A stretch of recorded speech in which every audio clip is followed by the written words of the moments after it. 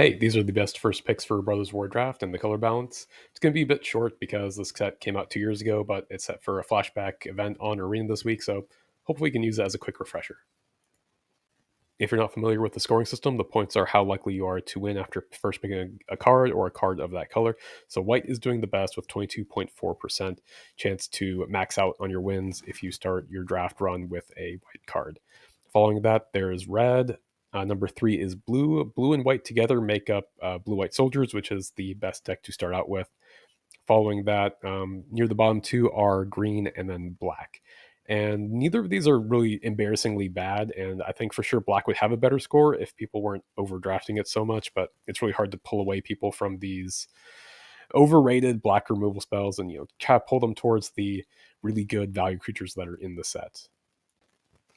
Speaking of good value creatures, I want to take a little skip over to the best commons to take pack one, pick one, which barely missed the top 10. And coincidentally, all of them are value creatures there. Airlift Chaplain, Scrapwork Cohort, Aeronaut Cavalry, and Scrapwork Mutt. The first three are a mark of how abusable it is to just run the cheap soldier spam deck, especially Aeronaut Cavalry. It doesn't have a lot of first picks. I think these are just people that are forcing soldiers, and they're doing pretty well. So there are a lot of fun strategies like red-black sacrifice is fun, green-black self-mill is good, blue-black draw cards is really good. But if you just want free wins, you can just grab all the white soldiers, fill out the rest with whatever, and you're going to do pretty well. Like also looking at Scrapwork Cohort, which is like really, really big card for soldiers. This card tripled in pack one pick rate just in the after the first 10 days. So people are really up on this card after it.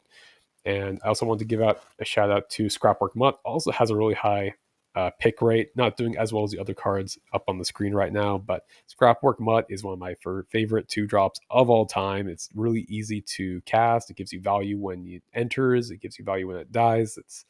This is a really sweet card. Okay, and then I'm going to go on to the top 10.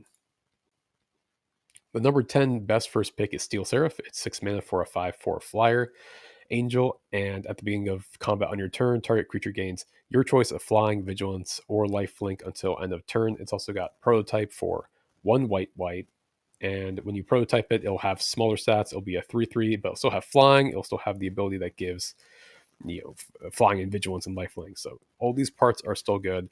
This card's just a classic late game bomb that can also fit into white aggro strategies, which are again the dominant way to win in Brothers War. It actually doesn't really fit any of the themes of the set. It's just a really good card on its own. It doesn't really need any tricks, and you can kind of see it's got 99% main deck rate, so very flexible first pick, very flexible bomb first pick, I should say. Surge Engine, or the Surge Protector, is number 9. It's a mythic that's, again, just strong on its own abilities. It's 2 mana for a 3/2 defender, and then it's got 3 abilities that each only have to be activated once, and they're permanent, but you do have to do them in order. The first ability is blue loses defender, so it becomes a 3/2 attacker.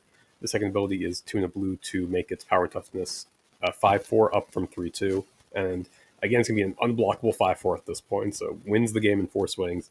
The last ability is 4 blue to draw 3 cards, and you can only use it 1 time. So this one's a little bit more restrictive than Seraph because you do need to have blue mana to unlock it and kind of show its real power, but there's a lot of spare mana fixing in Brothers War. Though blue is a bit harder to get to, but it's getting a 5/4 unblockable is usually not worth is enough. It's enough. So not much work. You get this huge unfair payoff. That's why it's on the list. Precursor Golem is number 8, and it's the first retro artifact from the bonus sheet. It's a 5 mana 3/3 artifact creature golem. When it enters, you make 2 3/3 golems, lots of numbers. So it makes 5 mana for 3 3/3 golems, and it's got another ability. Whenever a player casts an instant or sorcery spell, it gets copied for every golem it can target, and then it copies that golem. So the gimmick here is that it only takes 1 removal spell to kill all the golems, and also if you do have a pump spell, you can target one of your golems and it gets duped for every golem that you control. But really the power is just what I said at the top. It's a 5 mana for 3 3/3s, which is good in aggro, it's good in mid-range, it's good in control. Like the Angel, it's flexible, it's universally good. And I mean, just for power level, this is a cube power level card. They kind of just use the bonus sheet to sneak into a relatively lower power set. Number 7 is Titania's Command. It's 4 green for sorcery. And like all commands, it's got 4 possible modes. You pick 2 of them to do. And in this case, only the last 2 matter, so let's skip the first 2. It creates two 2/2 bear creature tokens, and you get to put 2+1/+1 counters on each creature you control. So it's going to give you 2 4/4s along with extra counters on everything else you have lying around. And Brothers War, you're going to have extra creatures lying around if you're building it right. This card had one of the highest game and hand win percentages of any card ever on 17lands.com. It's just a certified Omega bomb. It makes other bombs look like wimpy pieces of crap.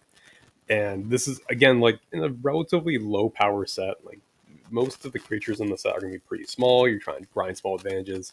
This card just blows up everything. The only downside is that it's a 6-mana card. Again, you would be playing mostly cheap things. It's in green, which is not a weak color, but definitely not one of the strong colors.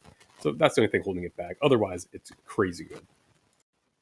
Number 6 is an underwhelming looking mythic. It's in the trenches. It's 1 white for an enchantment that gives creatures you control +1/+1, and it's got the ability at 5 and a white to exile target non-land permanent you don't control until this leaves the battlefield. You can only activate this once and only as a sorcery. So in the context of this format, Trenches is kind of a game breaker. Brothers War is about spamming these little value creatures and grinding advantages by trading them off with your opponent. So having a permanent buff to all these small creatures is going to help you in every exchange. And even if your opponent does get their own bomb, there's this second ability on there that will exile it. So Trenches gets to cover all the cases that you would lose to their bomb, and it also just makes all your guys just better. So really powerful mythic, and I'm going to say it does help pad its stats that goes into blue-white soldiers, which is, again, the best deck. Number 5 is herself, a Soldier Lord who's getting a boost from being in the best deck too. She's Myrel, Shield of Argive, 3 and a white for a 3/4 legendary human soldier. During your turn, your opponents can't cast spells or activate abilities. And whenever Myrel, Shield of Argive attacks, you get to create X11 soldier tokens, where X is the number of soldiers you control. So it's pretty easy to plot out how strong Myrel is. Her first attack is going to get you 1 to 2 tokens, and then the second attack is going to give you enough tokens to just completely bury the game. And she doesn't give you immediate value, but she's relatively cheap, and 4 toughness is surprisingly sticky. In Brothers War, it survives the main removal spell in the format, which deals 3 damage, and I think there's another one that deals 2 damage as well. And 3/4 is good enough to block most of the early creatures as well. So decent stats, and if it does stick, if they don't have removal for it, you're just going to get a free win out of the game. Number 4 is Tyrant of Kher Ridges. We're not getting through the top 10 without the big dragon. 4 red for a 4/5 flying dragon, and when it enters, it deals 4 damage to any target, and then it's got the fire breathing ability. You pay a red to give it +1/+0 for the turn. So it's a classic contemporary bomb design. It gets you value when it enters, and then even after that, it's a must kill. And usually these kind of things have an attack trigger, but the attack trigger on Tyrant of Kher Ridges is that your opponent loses half their life or just loses the game, because it's really hard to imagine that you're doing well in the game if you let your opponent untap with this thing. It's way bigger than everything else in the air, and it's going to hit for 8 or 9 at a time. Really strong dragon. Number 3 is the first blue card on this list, even though I've been hyping up blue-white soldiers a lot. It's Skystrike Officer. It's 2 and a blue for a 2/3 flyer human soldier. Whenever it attacks, you get to make a 1/1 colorless soldier artifact creature token, and it's got another ability. You can tap 3 untapped soldiers you control to draw a card. And again, this creature itself is a soldier, and it flies, so very easy to attack, very easy to use this ability. This is kind of just a cheap, unfair flyer that can honestly win the game on its own single-handedly. In the context of the format, there's also a lot of spells that help you look for 3 mana cost creatures or resurrect 3 mana cost creatures. So you can design games to see this every game, and if they don't exile it, you can bring it back multiple times. And it just does a lot of work. Again, like I have won games just with this thing attacking in the air and making tons of value. In the cases where the worst case scenario is that this thing gets stonewalled so you can't attack, but even then you kind of just sit back, shields up, draw lots of cards, wait until you can overwhelm and start attacking in the air. This would probably be the number 1 card if it wasn't a stronger color than blue. We'll see about that. Going on to number 2, though, it is Wurmcoil Engine. Not much of a surprise, I think. It's a 6 mana, 6/6 artifact creature, Phyrexian Worm with Death Touch and Lifelink. And then when it dies, it splits off into 2 3/3 worm tokens. One of them has Death Touch, one of them has Lifelink. So I haven't talked about any black cards so far on this list, but Wurmcoil Engine is an honorary black card by being the best finisher. You can't really attack through it, you can't kill it, you can't stonewall it. It's kind of just the best top end card that's ever been made. And even then, it's still really good enough to get slotted into aggressive decks, even as a 6 drop. I think this has the highest main deck rate I've ever seen is 99.7. And yeah, out of 346 people, only one person decided to not put this in their main deck. And you better believe I looked them up and they should have been playing it. It was just a mistake. So again, it's very, very good in black. I don't think you deserve any tips if you get Wurmcoil Engine. Like, you're on your own as far as strategy, but I'll give you one tip. I would try to go into a black deck or maybe even a green black deck because you get to mill yourself a lot and resurrect this creature. It's a lot of fun if you do get Wurmcoil Engine. I hope you enjoy yourself. And finally, the number one card in the set is the white version of Skystrike Captain. It's Siege Veteran. It's 2 and a white for a 2/2 human soldier.